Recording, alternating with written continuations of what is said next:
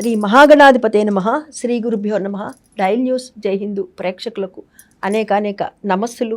మమ్మల్ని దీవిస్తున్న ప్రతి ఒక్కరికి కూడాను ప్రత్యేక ధన్యవాదాలు.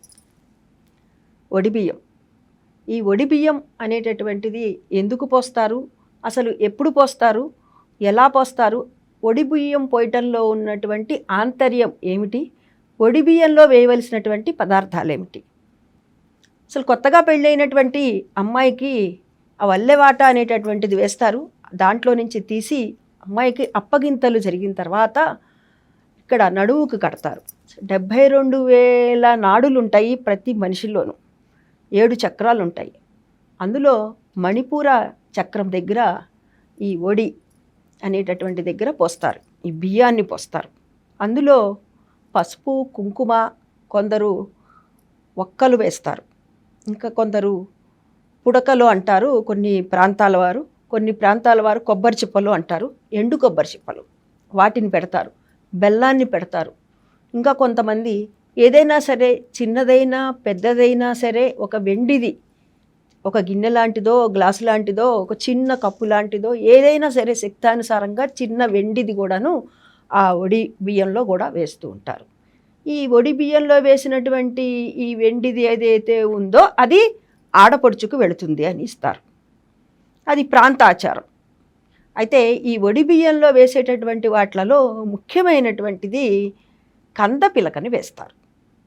అసలు ఈ కందపిలక ఎందుకు వేస్తారు, ఈ కందపిలక వేయటంలో ఉన్నటువంటి ఆంతర్యం ఏమిటి అంటే, ఈ కందని మనం గనక భూమిలో పెట్టినట్లయితే, ఈ భూమిలో పెట్టినటువంటి కంద, ఇంత చిన్న కంద పిలక బాగా విస్తరిస్తుంది. విస్తరించి చాలా పెద్దది అవుతుంది. అదేవిధంగా ఈ అమ్మాయి కూడా అడుగు పెట్టినటువంటి అత్తవారింట్లో వంశాభివృద్ధి జరగాలి అని చెప్పి సంకేతంగా ఈ కందపిలకని అందులో వేస్తారు, ఈ ఒడిబియ్యంలో. అయితే ఈ మనం గమనించినట్లయితే ఈ కందపిలకని పూజించేటటువంటి పద్ధతి కూడా ఉంటుంది.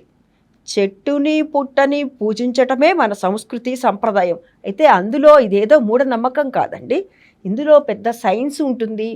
అదేవిధంగా మన సనాతన ధర్మం అంటే ఏమిటంటే, సనాతన ధర్మము పక్కనే ఉంటుంది. అంటే శాస్త్రం నుంచి పుట్టిందే సైన్స్ అనేటటువంటిది, దాన్ని మనం గ్రహించాలి. మొట్టమొదటిగా ఈ కందపిలక అని పూజించినట్లయితే వారికి వంశవృద్ధి జరుగుతుంది అని చెప్పి సాధారణంగా శ్రావణ మాసంలో కొన్ని ప్రాంతాల వారు, భాద్రపద మాసంలో కొన్ని ప్రాంతాల వారు, అంటే అమావాస్య రోజున, శ్రావణ బహుళ అమావాస్య నాడు కొందరు, భాద్రపద బహుళ అమావాస్య నాడు కొందరు ఈ విధంగా కంద చెట్టుని పూజించేటటువంటి పద్ధతి ఉంటుంది. ఇట్లా మగపిల్లలు పుడితే గారెలు బూరెలు, ఆడపిల్లలు పుడితే గారెలు బూరెలు, ఈ విధంగా అనేటటువంటిది నివేదన చేస్తూ ఉంటారు. ఇక్కడ ఈ కంద పిలకని పెట్టడంలో ఉన్నటువంటి కంద చిన్నది తీసుకుంటారండి. తీసుకొని దాన్ని అత్తవారింటికి తీసుకొని వెళ్ళి ఆ అమ్మాయి ఈ 16 రోజుల పండగ అది అంతా అయిన తర్వాత వారు ఏం చేస్తారంటే, ఆ ఇంట్లో ఆ పెరట్లో, లేకపోతే ఇవాళ అపార్ట్మెంట్ కల్చర్ ఉంది కాబట్టి పెరట, లేకపోతే ఏదైనా ఒకసారి పూల కుండీలు ఉంటాయి చూసారా, అలాంటి వాటిలలో అయినా సరే దాంట్లో పెడతారనమాట. పెట్టడం వల్ల ఏమవుతుందంటే అందులో నుంచి ఇట్లా మొలకలు లాంటివి వస్తాయి అన్నమాట. అది ఏ విధంగా అయితే ఇంత చిన్నది పెడితే అది పెద్దది ఎలా అవుతుందో అదేవిధంగా వీరి వంశము కూడా వృద్ధి చెందుతుంది. అందుకు ముఖ్యంగా ఈ కందపిలకని అనేటటువంటి దాన్ని వేస్తారు.